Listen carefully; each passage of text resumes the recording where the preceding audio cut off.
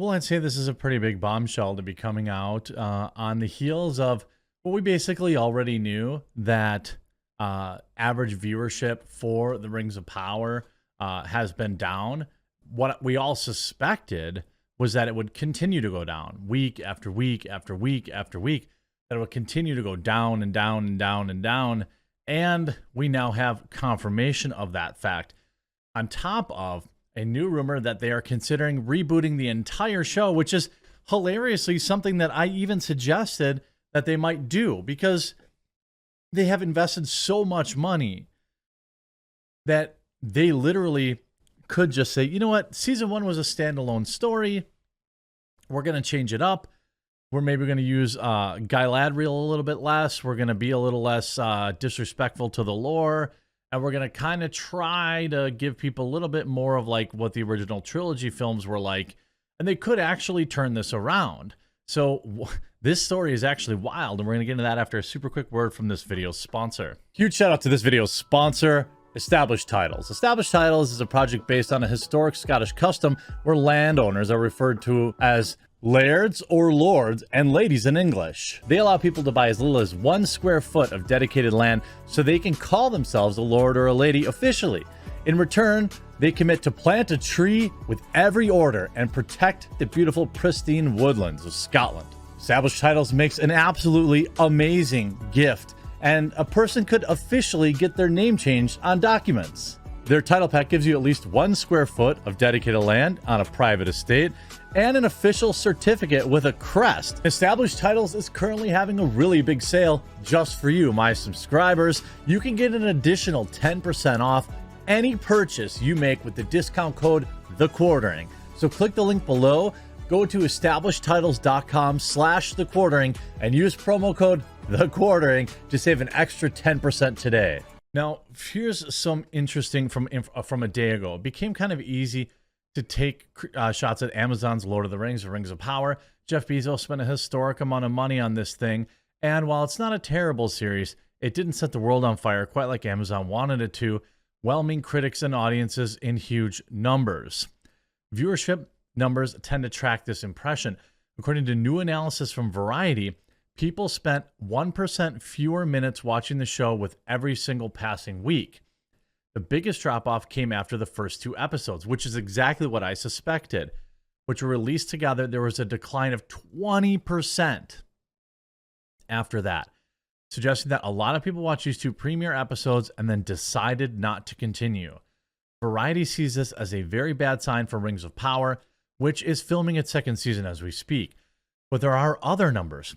The latest rating numbers from Nielsen, for example, only cover everything through the 7th and penultimate episode of the show, The Eye.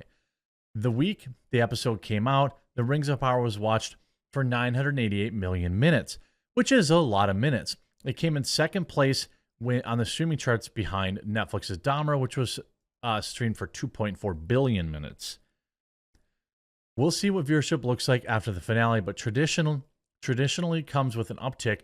According to Parrot Analytics, there was a burst in demand from the show after the final episode, although we'll note that the demand is different from actual ratings. I mean, demand is just like global searches and things of that nature. Now, it's entirely possible. This is what I think happened after those first 2 episodes. People were like, meh, maybe I'll come back and watch it later. Because most people who are subscribed to Prime don't do so seasonally. Like, I think it's really smart. Like, if you're really smart with your money, you're only subscribed to like Netflix seasonally for when the new shows that you want to watch are out, and then you binge them and you dump it. Same with Disney Plus or something like that. Amazon Plus or Amazon Prime is pretty much a year-round thing. People want their 2-day shipping. By the way, you know, the perception is that you're saving money with Prime, but that isn't always the case. So, you know, as the world, you know, as the United States tightens its belt a little bit and looks to perhaps need to have another 2 years of that, you know, always remember that you can, you know, just check other places. Even like Target and Walmart are oftentimes cheaper and offer free shipping on stuff anyway. Basically, there's conflicting data. Whatever the problems Rings of Power ran into during its first season, is too early to write it off. Well, there was this initial rumor that they were going to get rid of the showrunners. Amazon to delay demotion of Lord of the Rings the Rings of Power showrunners to avoid sinking first season's Emmy odds. I can't imagine a world where there's actual like fair reviews and fair ratings that would give this show an Emmy.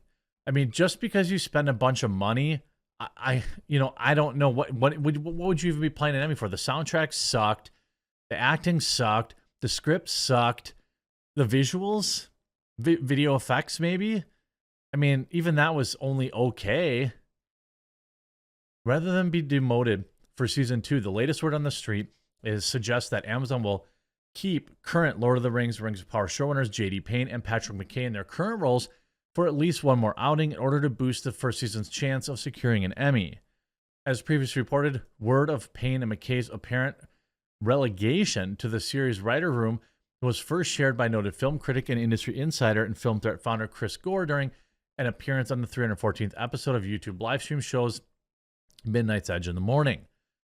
I heard from someone who has a connect at Amazon. If you want to know that effectively they're going to be retooling, he explained, and Payne and McKay are more than likely they're not going to be publicly fired, but their role will be reduced. Potentially just remaining in the writer's room, he added, but my understanding is they're looking for more experienced showrunners. Well, I mean, they just had I don't know. I mean, how do you bring somebody else in who's more experienced without then rocking the boat and making headlines? It would seem to me that, this would be the type of thing that would grab more headlines and lead to more embarrassment, this via bounding into comics.com. This on top of yet another rumor from yesterday. New rumor claims that Prime Video is going to completely reboot The Lord of the Rings, Rings of Power after a creatively bankrupt first season. The new rumor claims Prime Video will be completely rebooting The Lord of the Rings, Rings of Power following the first season, where they chose to throw a token and replace it with intersectional feminism. Now, the new rumor comes from YouTuber Gary Buechler of Nerdrotic, by the way, who has been a very solid source of information. Quote, we've heard rumors from my man, Chris Gore, that the showrunners might end up being the Fall Guys. We might have to wait until after award season to see if that actually happens. He then adds, I also heard they're going to do a full-on reboot with this series and try to pretend that the last 2 months never happened. Roll out the publicity and maybe roll out some more influencers to try to get people to binge the Rings of Power. Good luck. Buechler went on to state, I'm just saying Nerdrotic so he gets some shine for his channel. Nerdrotic went on to state and add to that, what if I told you that the Rings of Power did not start this way? That it was never meant to be a woke intersectional disaster. It didn't have not Gandalf. It didn't have repurposed hobbits. It didn't have Halbrand of Sauron. And it didn't have warrior Galadriel. What if I told you the show was usurped by people like Lindsay Weber and Jennifer Salke? And what if I told you that the fan attacks came from the top? More on that in my next Rings of Power video, he teased. Bolstering the rumor that he heard Prime Video will reboot the series going forward, he speculated the show will see massive viewer fall-off in the second season. I would suspect that too. If you lost 20% after the first 2 episodes, that's not the direction that you want to be headed at all. It's just not. And I do suspect, given that they just started filming, and some of the early rumors are it might be as more than a year before we see season 2. I imagine that time frame might be completely different, or it might be even more extended if they're looking to reboot it. Is anyone gonna care? It's like when a lot of these shows went off air during the lockdowns, right? They saw massive viewership drops because people just forgot about them and stopped caring. Like, legitimately, they just said, forget it. I forgot. I suddenly no longer emotionally invest. That's what happened to me with The Walking Dead, for example. I was just like, I don't really care anymore. They had an off year or something like that. And then by the time I came back, I was a season behind. I was like, forget it. Now, quote, I'm guessing you're going to lose half of your audience in the first episode of season 2. And it's just going to go down from there.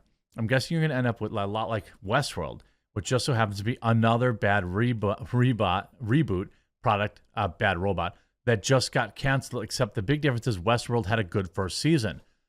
You might have had the chance if you had a normal bad show and didn't attract fans, but you did, and now you're going to suffer the consequences of a perfect failure because that's what it is. The one thing Amazon did right was everything wrong. Good, well worded. Good, very good wording, Gary.